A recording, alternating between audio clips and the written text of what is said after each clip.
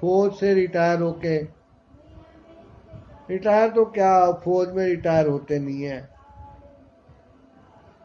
बस ये तय होता है कि इस रैंक का आदमी 15 साल सर्विस करेगा, इस रैंक का 18 साल करेगा, इसका इतना करेगा, इसका इतना करेगा, और सूबेदार वगैरह हो जाए तो 28 तक करेगा, 28 साल।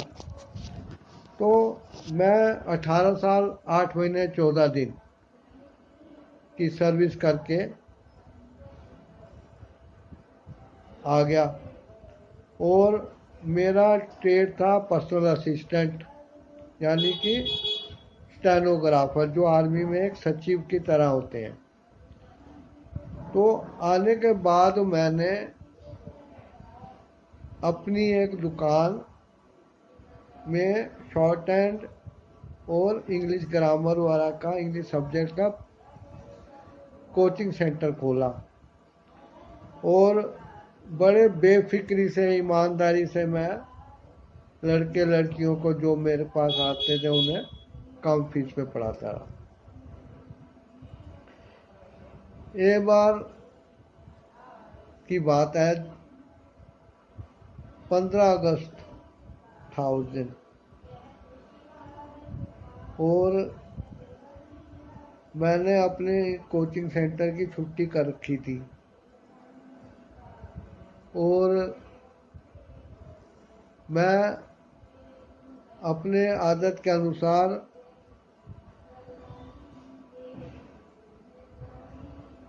पूरे पैंट कमीज बूट वाला डाल के, सैंडल डाल के घूमने निकल गया।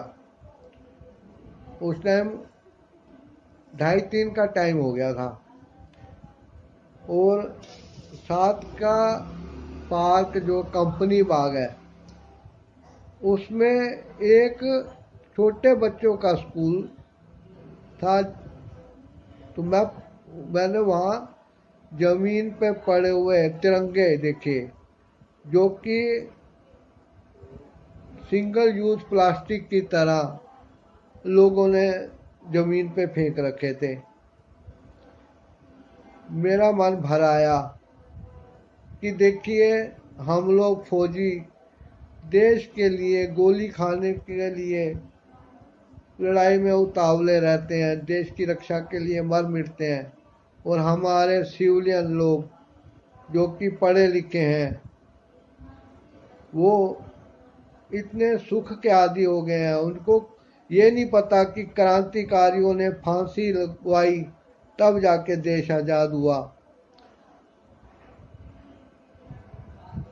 तो मैं उन झंडों को उठा उठा के इकट्ठा करता रहा। और जब काफ़ी सारे हो जाते तो मैं उनको पार्क के अंदर एक गुड़ गुलमोहर के पेड़ के नीचे जाके रख देता था, जहाँ से वो हवा से उड़े नहीं। मुझे वहाँ से आते जाते 3-4 लड़के दिखे, जो कि एक बेंच पर बैठे हुए थे और मेरी तरफ देख के बहुत हंस रहे थे, आपस में कुछ इशारे कर रहे थे। उन सबों ने अपने अपने दोस्त, साथ वाले दोस्त के कंधे पे हाथ रखे हुए थे। मुझे बहुत अच्छा लगा कि उनकी दोस्ती बहुत अच्छी है। तो मैं करता रहा। तो उनमें से एक बार एक लड़के ने कहा, आप लंगड़ा लंगड़ा के क्यों चल रहे हैं, आप हमें कहिए, हम आपकी मदद कर दें इन झंडों को जमा करने में।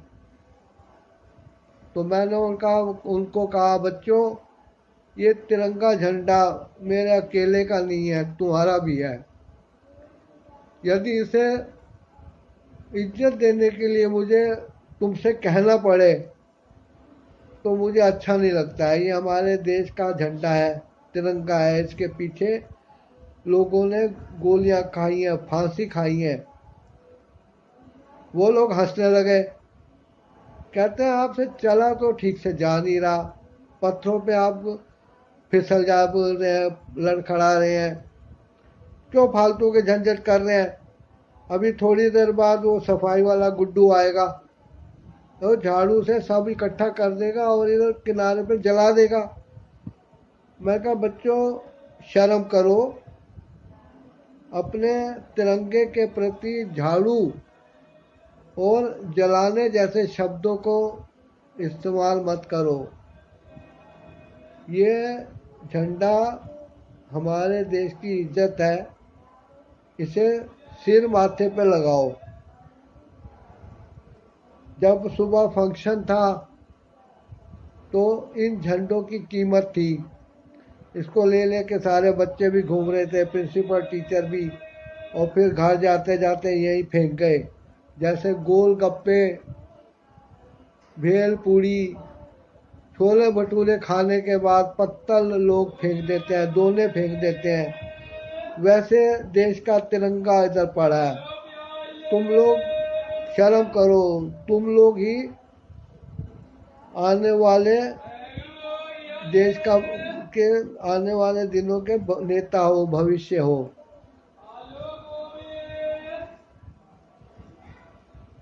ये देश है तुम्हारा, नब के इंसाफ की डगर पे बच्चों दिखाओ चल के, ये देश है तुम्हारा। वो लड़के हंस पड़े और एकदम मेरे पास आके वे भी झंडे उठाने लगे। तो एक लड़के ने मुझे वहाँ से पकड़ लिया, कहने लगा आपके पैर में क्या तकलीफ है, आप उधर बेंच पे बैठ जाइए, हम कर देंगे ये काम। तो एक कहने लगा चलो थोड़ी देर हम आपकी बात सुनते हैं कि आपने एक आप क्यों लड़खड़ा के चल रहे हो। मैं कहा बेटा आर्मी में था मैं, और मुझे पाकिस्तान की फौज की एक गोली पैर में लगी थी, जिसकी वजह से मेरे पैर का ऑपरेशन हुआ और मुझे बचाया गया। लेकिन इससे मेरे चलने में प्रॉब्लम आ गई। तो कहता एक लड़का फिर आपको तो आराम से घर बैठना चाहिए, पेंशन आती होगी, आप क्यों घूम रहे हैं। मैंने कहा मैंने किसी अपराध में गोली नहीं खाई है, मैंने देश की सीमा पे देश की रक्षा करते हुए गोली खाई है। तो मुझे अच्छा लगता है कि मैं इस तरीके से चाहे चलूं, लेकिन मैं चलता रहूँगा। मैं आर्मी में था और एक्टिव रहता हूँ। अब उन लड़कों ने जब मेरी बात सुनी तो वो सीरियस हो गए। मेरी दोनों बाहें उन लोगों ने पकड़ ली और मुझे ले जाके पेड़ की छाया में बेंच पे बिठा दिया। तो कहने लगे सर ये गोली कैसे लगी।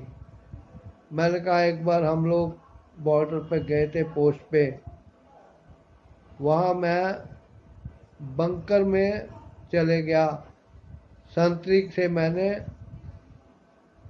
LMG अपने कंधे पे ले ली, और जब मैंने दूरबीन में से देखा तो मुझे दुश्मन के कुछ सिपाही दिखाई दिए।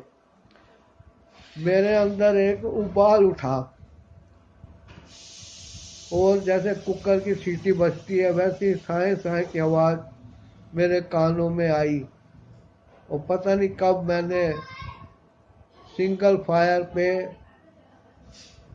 LMG लगाई और ट्रिगर दबा दिया। एक गोली चली और सामने झाड़ियों से होते हुई जाके उनके पोस्ट में किसी को लग गई।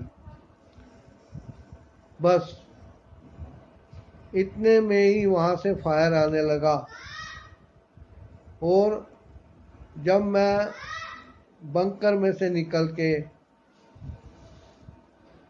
पहाड़ की चढ़ाई की तरफ जा रहा था तो एक गोली मेरे पैर में लग गई। वो लड़के कहने लगे, सर हमको फौज में करवा दो, हम तो खाली घूमते रहते हैं इधर और लोगों को छेड़ते रहते हैं, इससे अच्छा तो हम भी फौज में जाएं और देश की रक्षा करें। मैंने कहा, ये विचार तुम्हारे दिल में आते ही एक तुम में परिवर्तन आ रहा है। यदि तुम चाहो तो मैं तुम्हें फिजिकली फिट करके इस योग्य बना सकता हूँ कि तुम फौज की भर्ती में सिलेक्ट हो जाओ। उन लोगों ने मेरे पैर छुए और बहुत से लोग फौज में जा चुके हैं। वो मुझे याद करते होंगे और मैं आज उन्हें याद कर रहा हूँ। हमेशा देशभक्ति को आगे रखिए। आप किसी फैक्ट्री के मालिक, मैनेजर या मैनेजमेंट में हैं और कोई रिटायर्ड फौजी, ex serviceman, army, navy, air force का आपके पास नौकरी के लिए इंटरव्यू देने आए और वो बताए कि उसने 18 साल 20 साल फौज में सर्विस की है, तो कृपया उनको ये मत कहिए तो क्या हो गया, कौन सा तीर मार दिया। धन्यवाद। आशा करता हूँ कि आप भावुक हो गए होंगे।